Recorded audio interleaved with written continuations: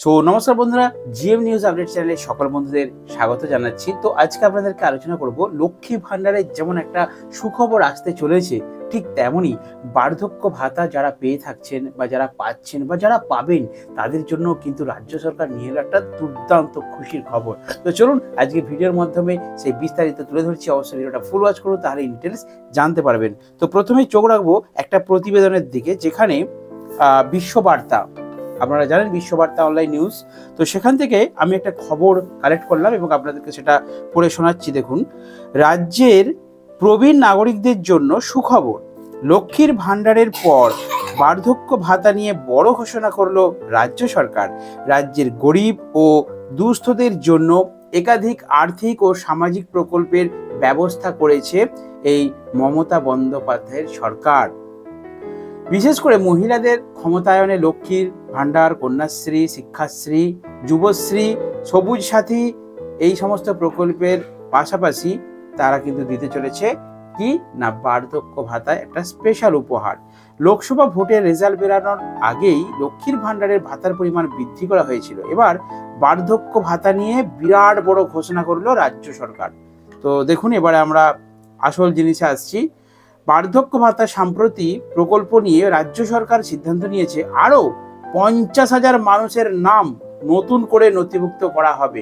অর্থাৎ যারা বার্ধক্য ভাতা পাচ্ছেন তারা তো পাচ্ছেনই, কিন্তু যারা নতুন আবেদন করতে চাইছেন যে কবে পাবো না পাবো, তো তারা ইমিডিয়েট আবেদন করুন। কারণ বিজ্ঞপ্তিতে পরিষ্কার সরকারের তরফ থেকে জানানো হয়েছে যে আরও 50,000 মানুষের নাম নতুন করে নথিভুক্ত করা হবে।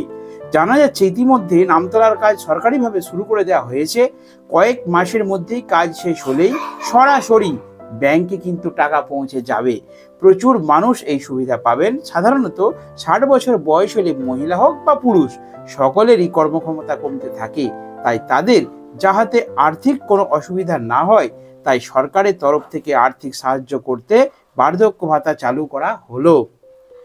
সাধারণত 60 বছর হলে এই প্রকল্পের জন্য আবেদন করা যায়, তবে কিছু বিশেষ ক্ষেত্রে 55 বছর বয়স হলেও আবেদন করা যেতে পারে। দেখুন, যারা ন্যাচারালি সাধারণ মানুষ আছেন তারা কিন্তু 60 বছর হলে আবেদন করবেন, কিন্তু 55 বছর বয়স হলে আবেদন করা যায় কখন, সেটা এক্সেপশনাল কেস, সেটা আমরা প্রতিবেদনে দেখতেই পাচ্ছি।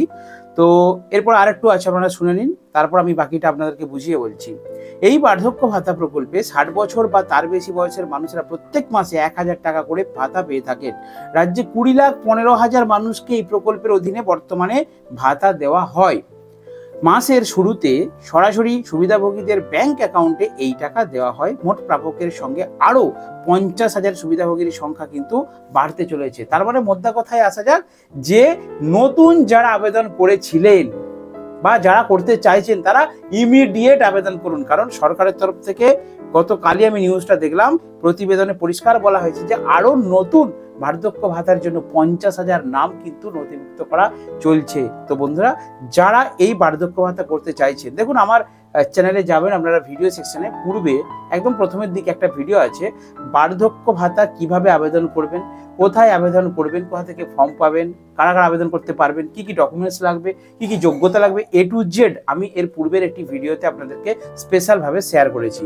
তো আজকের এই ভিডিওতে অনলি আপনাদেরকে নিউজটা শেয়ার করলাম যে অলরেডি কিন্তু সরকারের তরফ থেকে একটা প্রতিবেদন জানানো হয়েছে যে 50,000 যে নতুন নাম জমা পড়েছিল সেই নাম কিন্তু এন্ট্রি করা শুরু হয়েছে এবং আশা করা যায় সামনের মাস থেকে হয়তো সেই প্রসিডিওর আরম্ভ হয়ে যাবে। এবারে কয়েকটা পয়েন্টে আমি আসি বন্ধুরা। দেখুন, কেউ হয়তো নতুন বার্ধক্য ভাতা করতে চাইছেন, তো আপনার যদি 60 বছর বয়স হয়ে থাকে আপনি কিভাবে সেটা আবেদন করবেন? তো দুটো পদ্ধতি রয়েছে। এক হচ্ছে, যদি আপনি পঞ্চায়েত এলাকায় হয়ে থাকেন বা মিউনিসিপ্যালিটি এলাকায় বসবাস করে থাকেন, তাহলে আপনাদের মিউনিসিপ্যালিটি অফিস এবং পঞ্চায়েত অফিসে গিয়ে খোঁজ নিন যে আমার 60 বছর হয়ে গেছে বয়স, আমি বার্ধক্য ভাতার জন্য আবেদন করতে চাই। তো সেক্ষেত্রে ওনারা পঞ্চায়েতের স্টাফ বা মিউনিসিপ্যালিটি স্টাফের আপনাদেরকে হেল্প করবে।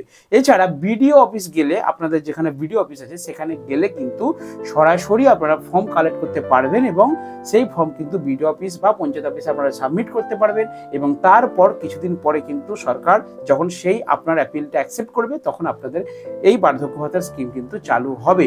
এবারে আসা যাক দ্বিতীয় পদ্ধতি। দ্বিতীয় পদ্ধতি কি রয়েছে, আর কিছুদিন ওয়েট করে যান, কারণ এই পুজোর পরে অর্থাৎ দুর্গাপুজোর পরেই কিন্তু সরকার নতুনভাবে দুয়ারে সরকার ক্যাম্প চালু করছে। আর দুয়ারে সরকার ক্যাম্পে জমা দিলে কিন্তু আপনারা ইমিডিয়েট মানে খুব তাড়াতাড়ি কুইক একদম এই পরিষেবাটা পাবেন, অর্থাৎ বার্ধক্য ভাতার টাকা আপনাদের কিন্তু ব্যাংক অ্যাকাউন্টে ঢুকতে শুরু করবে। তো তার আগে বলে রাখি যে দুয়ারে সরকার ক্যাম্পে মানে এখন যদি আপনারা আবেদন করতে চান, আমার মনে হয় না করে, অর্থাৎ পঞ্চায়েতে বা বিডিও অফিসে না ছোটাছুটি করে জাস্ট একটা মাস কি 2 মাস ওয়েট করে যান। পুজোর পরেই কিন্তু সরকারের তরফ থেকে বিভিন্ন আমি নিউজ মাধ্যমে দেখেছি যে দুয়ারে সরকার ক্যাম্প কিন্তু চালু করা হবে, আর প্রতি বছরই হয়। তো আপনারা যারা দাদু ঠাকুমা আছেন, তো আপনারা যারা বয়স্ক আছেন 60 বছরের উপরে যাদের বয়স হয়ে গেছে, তারা কিন্তু ওই দুয়ারে সরকার ক্যাম্প থেকে ফর্ম তুলবেন, ফিল আপ করবেন এবং ওই ক্যাম্পেই জমা দিয়ে দেবেন। তার ফলে কি হচ্ছে, এটা হচ্ছে ডাইরেক্ট একদম আপনি ডাইরেক্ট আমাদের সরকারের দপ্তরে জমা দিলেন, এবং দেওয়ার ফলে কি হচ্ছে আপনাদের খুব তাড়াতাড়ি কিন্তু আপনাদের বার্ধক্য ভাতা স্কিমটা কিন্তু চালু হয়ে যাবে। এবারে কয়েকটা প্রশ্ন আমার মনে ঘোরাঘুরি করছে, আশা করি আপনাদের মনেও ঘোরাঘুরি করছে, যে দাদা যারা মহিলাদের ক্ষেত্রে বলছি, যারা লক্ষ্মী ভান্ডার পাচ্ছেন, সাপোজ মনে করুন আপনার 59 বছর 11 মাস চলছে, আপনি লক্ষ্মী ভান্ডার পাচ্ছেন, তো 1 মাস পরে আপনার 60 বছর কমপ্লিট হলো, তাহলে লক্ষ্মী ভান্ডার যাদের চলছে তারা কি বার্ধক্য ভাতার জন্য আবেদন করতে পারবেন? 100% পারবেন। লক্ষ্মী ভান্ডার যেমন পাবেন, তার সাথে সাথে আপনার যদি 60 বছর বয়স হয়ে থাকে তাহলে আপনি বার্ধক্য ভাতার জন্য আবেদন করবেন, লক্ষ্মী ভান্ডারও পাবেন প্লাস বার্ধক্য ভাতাও পাবেন, অর্থাৎ লক্ষ্মী ভান্ডারে 1000 টাকাও পাবেন আর বার্ধক্য ভাতাতেও 1000 টাকা পাবেন, দুটো টাকাই কিন্তু আপনারা পাবেন। ঠিক আছে, কারণ কোথাও বলা হয়নি যে যারা লক্ষ্মী ভান্ডার পাবে তারা যদি বার্ধক্য ভাতার জন্য আবেদন করে তাদের লক্ষ্মী ভান্ডার বন্ধ হয়ে যাবে। এই খবর বা এই প্রতিবেদন কিন্তু আমি কোথাও খুঁজে পাইনি, তাই আমার মনে হয় অবশ্যই দুটোই কিন্তু পাবেন। এবারে আসা যাক দাদু ঠাকুমাদের ক্ষেত্রে। সাপোজ ধরুন অনেকে বেকার ভাতা পাচ্ছেন বা অন্য কোনো কৃষক বন্ধু প্রকল্পের টাকা পাচ্ছেন, যে কোনো প্রকল্পেরই টাকা পান, এর সাথে কোনো সম্পর্ক নেই, এটা ওল্ড এজ পেনশন, অর্থাৎ এটা বার্ধক্য ভাতার আলাদা একটা স্কিম। ঠিক আছে, আপনারা যদি আদার্স কোনো স্কিম পেয়ে থাকেন তার পাশাপাশি এটার জন্য অবশ্যই আবেদন করবেন, কারণ অন্য স্কিমের সঙ্গে এর কোনো রিলেশন নেই। যারা 60 বছর বেশি বয়স হবে তারাই কিন্তু এই স্কিমের জন্য আবেদন করতে পারবেন। তো আশা করি বন্ধুরা বুঝতে পেরেছেন। তো নতুনরা আপনারা যদি এমার্জেন্সি থাকে তাহলে আপনারা ইমিডিয়েট পঞ্চায়েত অথবা বিডিও অফিসে গিয়ে ফর্ম তুলে জমা দিন, আর না হলে আমার মনে হয় একটু ওয়েট করলে আপনারা দুয়ারে সরকার ক্যাম্পে কিন্তু জমা দিতে পারবেন। তো চলুন আজকে বার্ধক্য ভাতার আপডেট নিয়ে একটা খবর জাস্ট প্রতিবেদন আমি দেখলাম কালকে নিউজে, তাই আপনাদের সামনে তুলে ধরলাম। আর এর পাশাপাশি বলি, সামনে দুর্গাপূজা আসছে, দুর্গাপুজোর আগেই একটা কিন্তু খবর শোনা যাচ্ছে যে লক্ষ্মীর ভান্ডারও বাড়ার নাকি চান্স আছে। তো জানি না কতটা কার্যকারী হবে, তবে এখনো পর্যন্ত সরকারের তরফ থেকে কোনো রকম প্রতিবেদন জানানো হয়নি। যদি জানানো হয় তাহলে আমি অবশ্যই আমার চ্যানেলে ভিডিওর মাধ্যমে আপনাদের কাছে তুলে ধরবো। আর এই ধরনের রাজ্য সরকার এবং কেন্দ্র সরকারের বিভিন্ন স্কিম, বিভিন্ন প্রকল্পের আপডেট খবর জানতে হলে অবশ্যই আমার চ্যানেলটিকে সাবস্ক্রাইব করে পাশে থাকবেন।